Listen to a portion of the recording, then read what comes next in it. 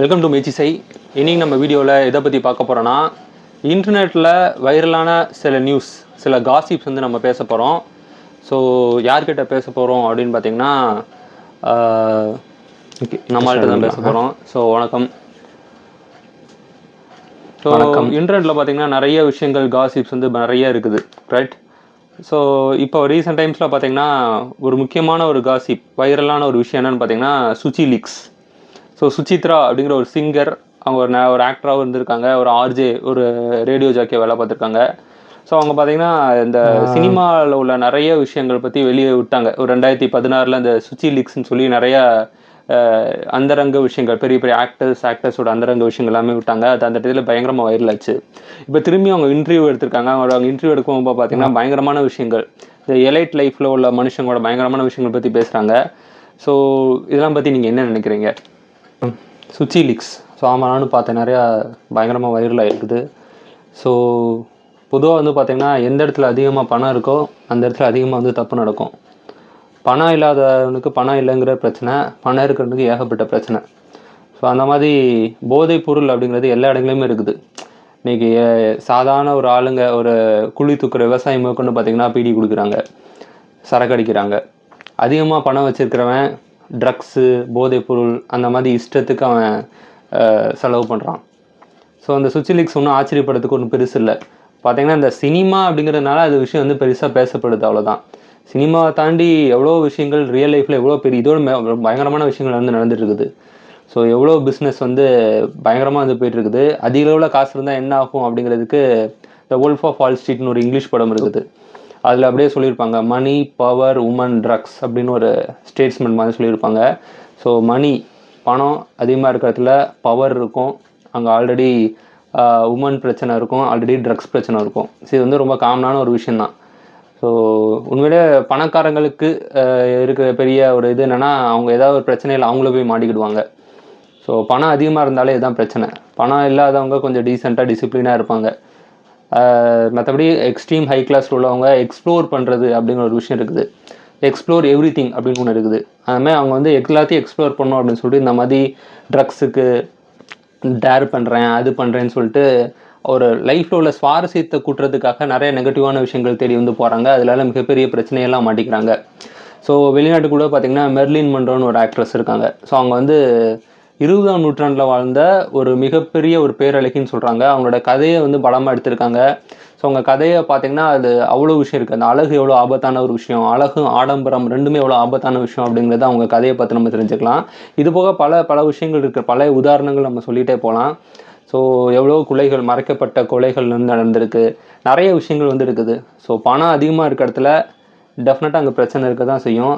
அங்கே அந்த மாதிரியான விஷயங்கள் நடந்துட்டு தான் இருக்கும்.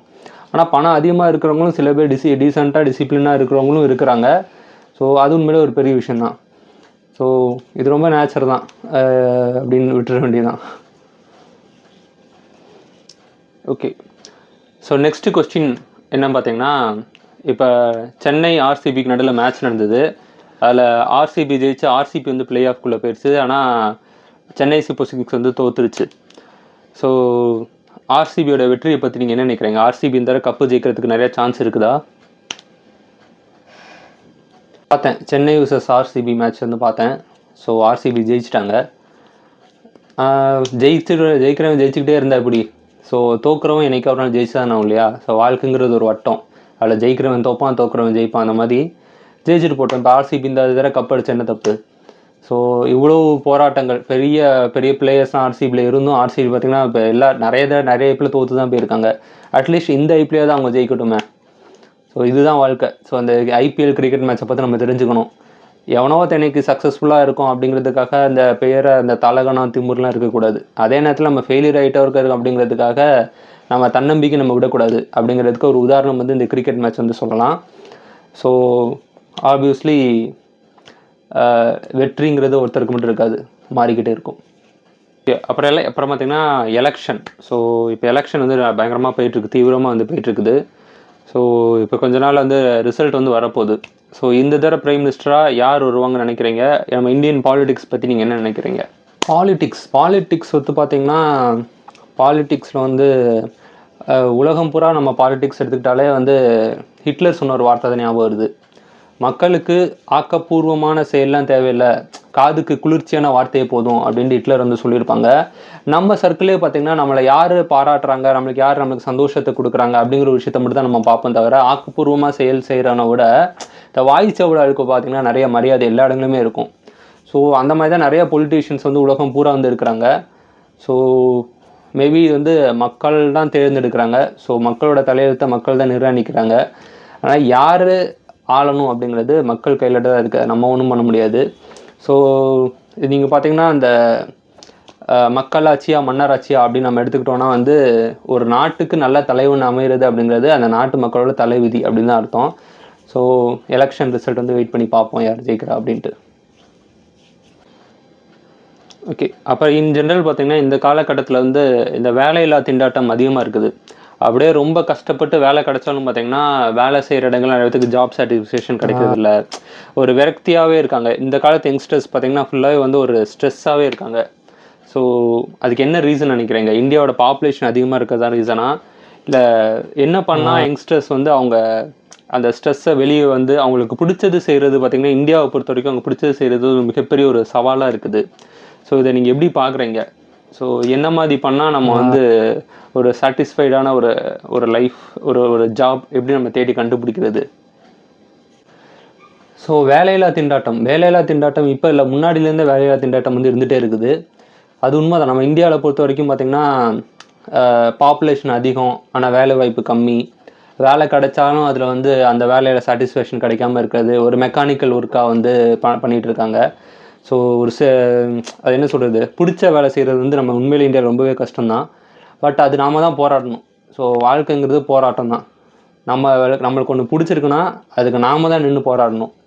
ஸோ அந்த படத்தில் வர மாதிரி ஒரு விஷயத்துக்காக ஆசைப்பட்டால் மட்டும் போதாது, அதுக்கு அடம்பிடிக்க தெரியணும் அப்படிம்பாங்க.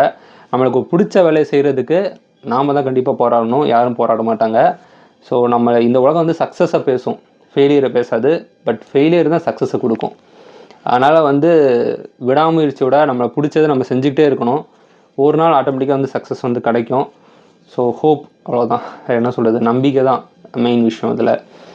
ஸோ வேலையில் திண்டாட்டம் இருந்தாலும் நம்ம சொந்தமாக பிஸ்னஸ் ஸ்டார்ட் பண்ணுறவங்க எண்ணிக்கை இந்தியாவில் இன்னமும் கம்மியாக தான் இருக்குது. பட் இந்த காலத்து நம்ம இளைஞர்கள் வந்து நிறைய பேர் சொந்தமாக பிஸ்னஸ் ஸ்டார்ட் பண்ணி மேலே வரணும் அப்படிங்கிற ஒரு எண்ணம் வந்து ரொம்ப ஸ்ட்ராங்காக வரணும். அந்த பயம் மட்டும் இருக்கவே கூடாது. நான் அப்சர்வ் பண்ண விஷயம் பார்த்திங்கன்னா, ஸ்கூல் படிக்கும் போது டீச்சரை பார்த்து பயப்படுவாங்க, காலேஜ் படிக்கும்போது ப்ரொஃபஸரை பார்த்து பயப்படுவாங்க. அது இண்டஸ்ட்ரியில் வேலைக்கு சேர்ந்துட்டாங்கன்னா அங்கே உள்ள மேனேஜரை பார்த்து பயப்படுவாங்க. ஸோ எல்லா இடத்துலையும் யாராவது ஒருத்தர் பார்த்து பயந்துகிட்டே இருப்பாங்க. அவங்கன்னா இன்டர்னல் மார்க்கில் கை வைப்பாங்க, இங்கே கம்பெனிலனா மேனேஜர் வந்து இன்க்ரிமெண்ட்டில் கை வைப்பாங்க.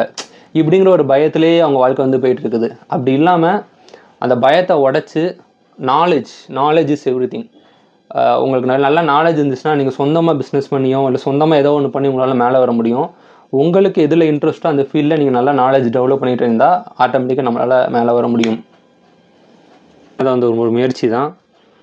ஸோ நம்ம வீடியோக்குள்ளே ஒரு காசிப், இந்த இன்டர்நெட்டில் வைரலான சின்ன சின்ன விஷயங்கள் பற்றி நம்மக்கிட்ட பேசுகிறதுக்கு வந்த சீஃப் கெஸ்ட் அது நான் தான். ஸோ எனக்கு நான் வாழ்த்துக்களை வந்து தெரிவிச்சுக்கிறேன், நன்றியை தெரிவிச்சுக்கிறேன். ஸோ அந்த வீடியோ பார்த்ததுக்கு நன்றி.